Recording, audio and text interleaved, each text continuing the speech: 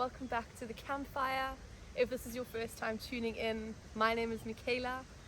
I am a shaman who has dedicated her life to helping to heal for the good of all.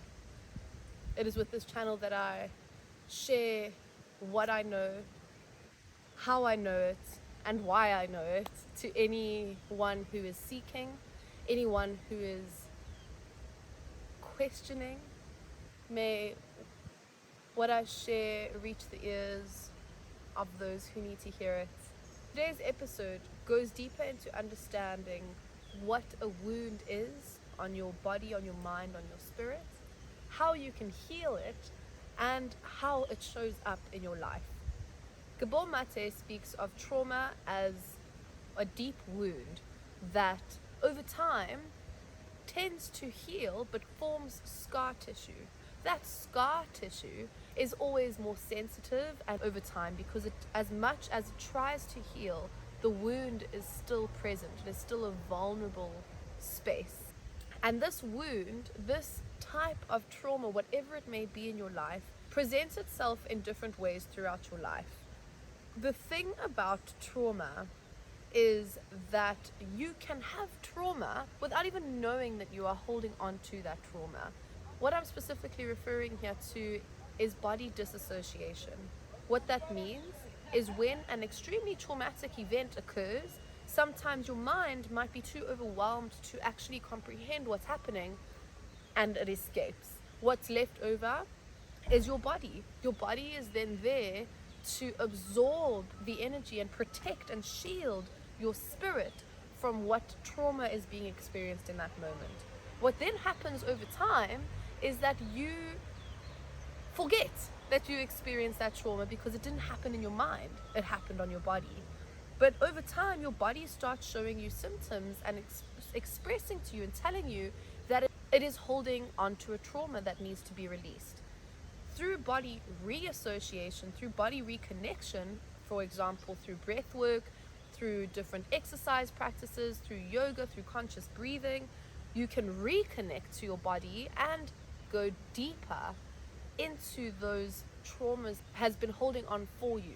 For example, I have a client who suffered from extreme migraines every single March of every single year. Of course, it's extremely important to note the significance of the date here. It being that he only experiences migraines over a specific time of the year is a huge telltale sign of your body speaking to you, as your body trying to express to you that you're holding on to a trauma. We ended up, after deep journeying and opening up, we understood his migraines to be a trauma of his brother having passed years ago, a trauma that he hadn't dealt with, so instead his body absorbed for him. And by understanding that and by being conscious of the pain and when it is coming up, it gave this specific client an opportunity to go deeper into what he is still holding on to that he thought he might have already let go of in his mind. What is his body holding on to that his mind might have forgotten? What is so special about these practices of listening to your body to identify wounds that your mind might have forgotten about or your mind might have let go of is that you have the opportunity to listen to yourself once again. What I'd like to share here is that when you are reflecting back on a trauma that has already happened, when you are reflecting back on a past experience that left you with pain, with fear, with anxiety, with depression, whatever it may be, the best way I share with my clients is that when we go back to revisit those experiences, we go back with nothing but gratitude for the lesson that was taught during that time. That when you go back into a traumatic memory, you have nothing to fear because you have already experienced the pain. You will not experience the pain again. What you will experience is everything else that you couldn't acknowledge at the time because you were so focused on the pain and the trauma that was happening to you. Now, being able to go back into those memories, into those times, you have the opportunity to collect the treasure, collect all the lessons that were left for you in that time when you are ready to face the truth of each situation as it has presented itself over your life, as your traumatic events, as your memories, so to speak. This journey of identifying your triggers to help you understand how deep a wound actually goes is such a beautiful journey of healing and of growth and of self-discovery. But it is also an extremely difficult journey. And it is a journey that a lot of people would rather not do. In fact, in shamanism, we have something called a vicious cycle. What this vicious cycle includes are 4 different characters that each balance within each other's toxicity.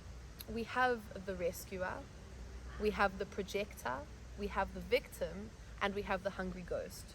Each of these characters work off each other's energy and actually have quite a symbiotic relationship in their toxicity.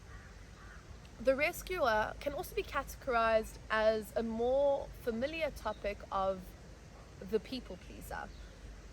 The rescuer tends to focus all of their energy on others and other people's pain and other people's torture, and focuses all of their time on healing and giving that energy to others, because as a rescuer, although you are aware of your wounds and your triggers and your traumas, you do not want to dive deep into healing and growing and learning from them because of the pain that is caused by it. And as I mentioned earlier, this pain is about reliving the event and reliving the emotion involved in the event, rather than experiencing and collecting the treasure around said event.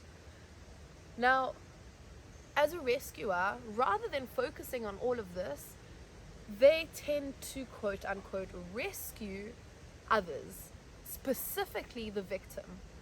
The rescuer would rather focus all of the attention and energy that they so desperately crave for themselves on someone else who is living in their trauma, who is victimizing themselves in such a way that it is easy for the rescuer to rescue.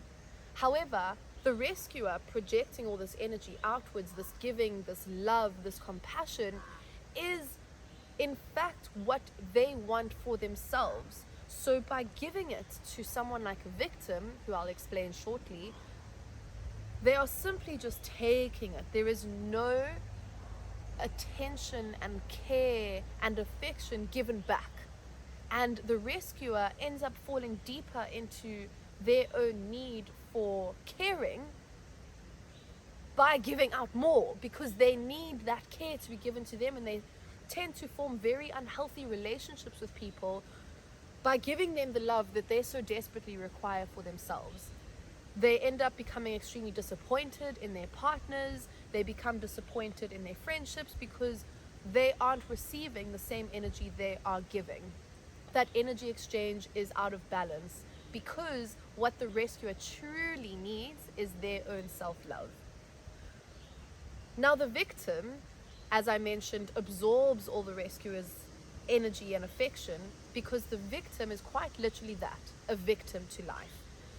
The victim is someone who is very aware of their wounds, very aware of their pains, but would rather sit in them. And this is what today's episode is specifically about. The victim sits with their wounds.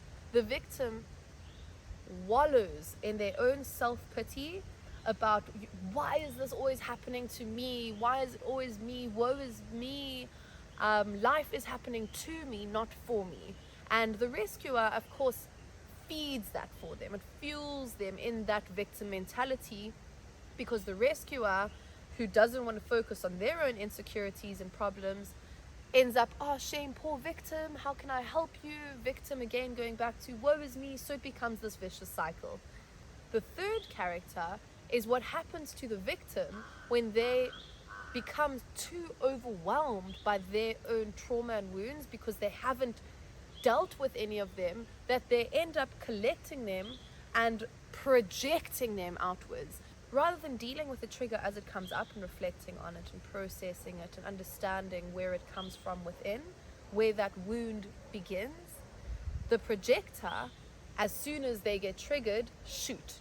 They shoot directly at anyone who is listening, directly at anyone who is willing to take on their energy, take on that healing that they are so desperate to avoid. As I mentioned, these characters in the vicious cycle are extremely reliant on one another, and this is simply just another example of that.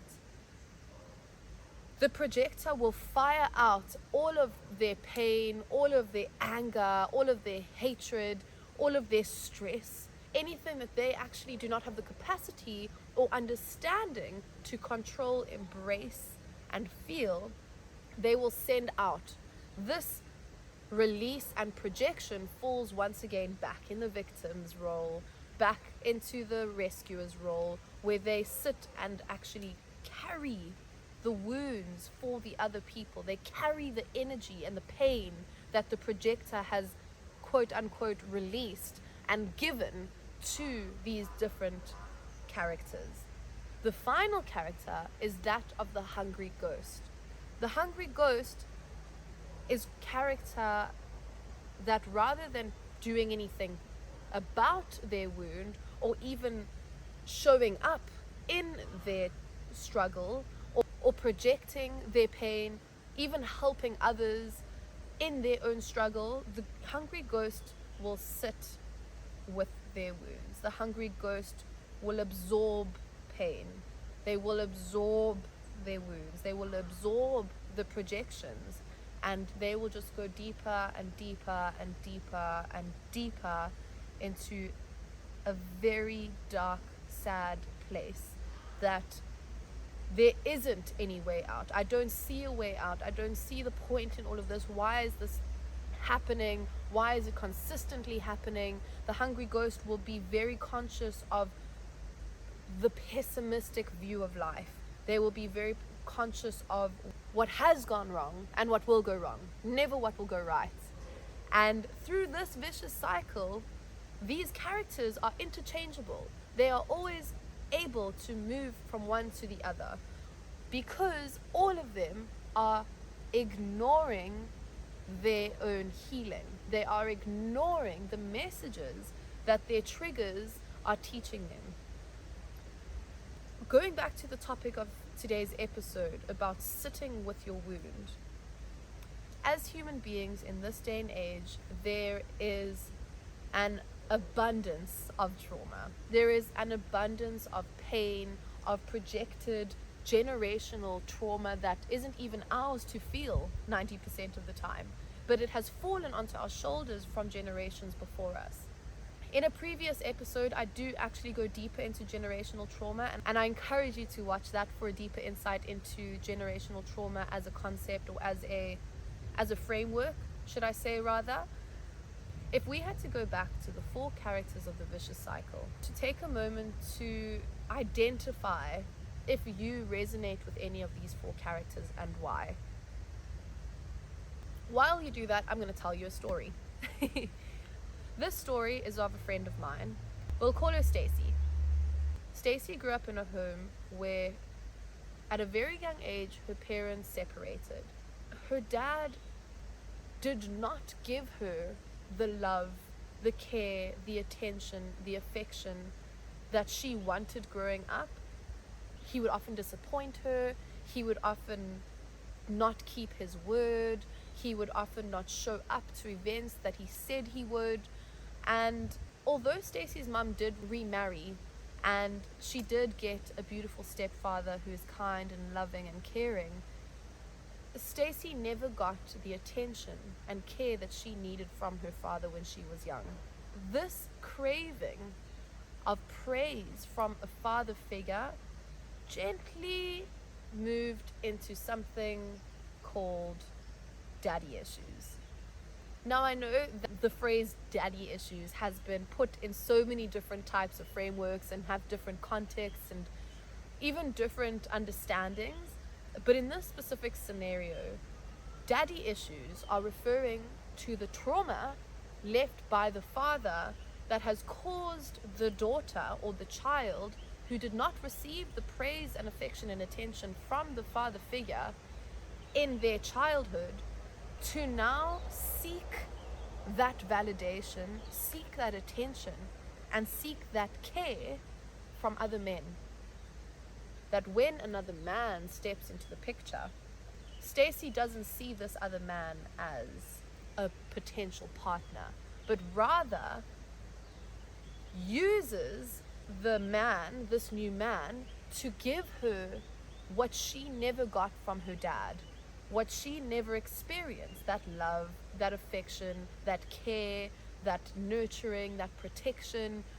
But because she's craving it from a different perspective, she's craving it from a point of healing, it becomes such a toxic relationship that who she is seeking the attention from is from the toxic masculine, because her father was not necessarily a healthy father figure to her. So when she is seeking out this attention and when she is seeking out this love, she will search for the toxic masculine. She will not search for a healthy man who can provide her with such beautiful comfort and healthy love, but rather works in this vicious cycle to stay in her pain of her wound. This is what I mean when I say you cannot sit with your wounds forever. Stacy and I are actually quite good friends, and what happened in our university years, or we ended up sharing a digs together. During this time, Stacy had quite a few different toxic masculine partners. They were not good for her, they didn't care for her, they didn't look after her, and in fact they often left her sad and in pain. Her reasoning, when it always ended, her understanding of why she was always choosing these toxic men was because, and as she says, and as I quote, I have daddy issues. It is important that when you are aware of a wound, when you are aware of what you are experiencing, what a trigger is trying to teach you and remind you that you are still working through, it is important that you listen to it and that you do the work. Otherwise, you will be stuck in this vicious cycle. You will move from the victim to the rescuer, to the projector, and finally to the hungry ghost, where you will constantly be focusing on your wounds, which means, yes, you have identified your wounds. However, identifying your wounds is not healing. Identifying your wounds is the first layer of that onion that needs to be peeled so that you can slowly start this journey for yourself. When you cut your hand, and it's quite a lesion, so to speak, and this cut is not healing, you don't leave it. You don't leave it and ignore it. You go and get stitches, or you put healing ointment on it.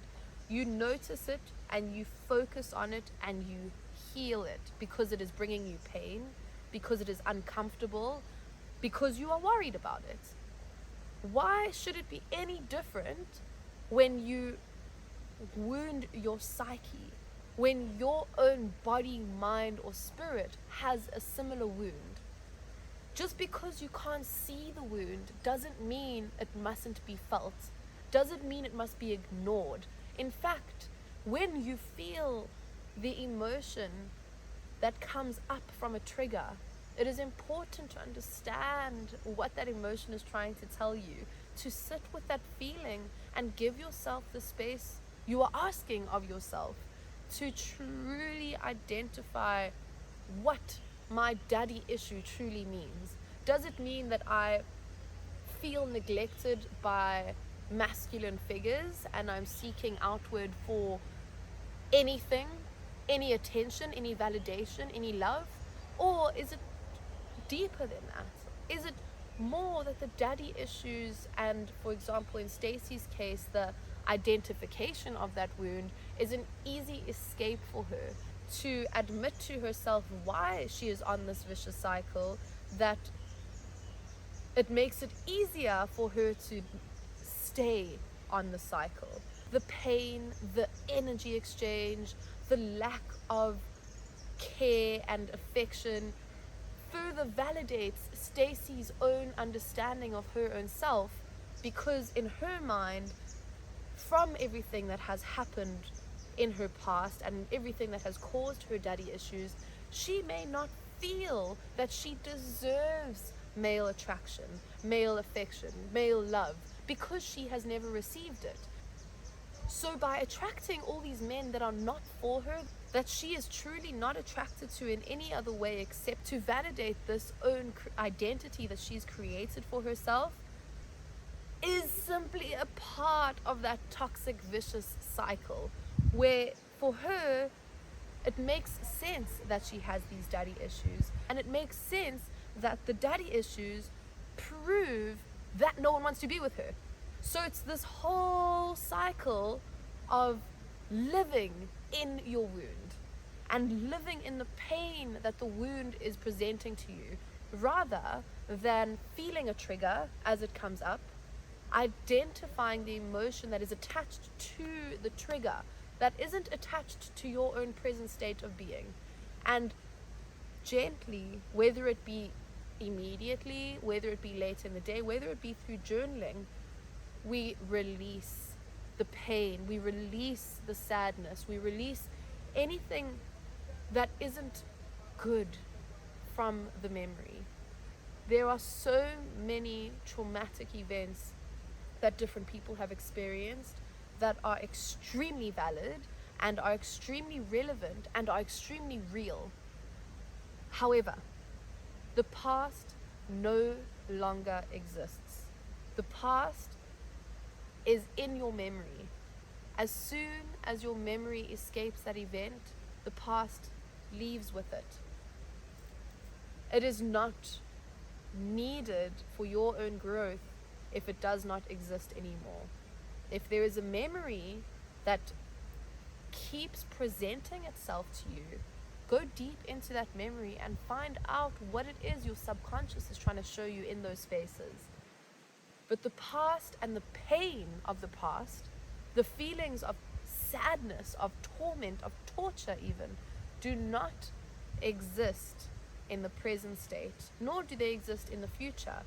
But you exist, and you carry with you the pain of each event as it occurs to you throughout your life, until you are ready to release it, until you are ready to let it go.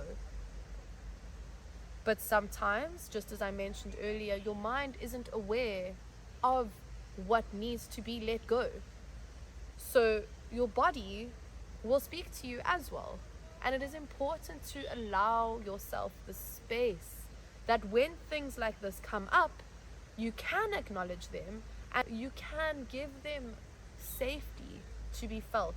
If you're watching this and this Stacey's story is resonating with you, and you feel perhaps that you too have daddy issues, there are simple ways of identifying the loops and the cycles that we are in, simply by taking a step out of the role of action and reaction, and rather stepping into the role of the observer. When you are feeling overwhelmed in a situation, when you are feeling anxious in a situation, take a moment, take a breath, come back to where you are, and give your mind, your body the space to acknowledge where that overwhelm, that anxiety, that emotion is coming from in your body, and give yourself the opportunity to go deeper into it.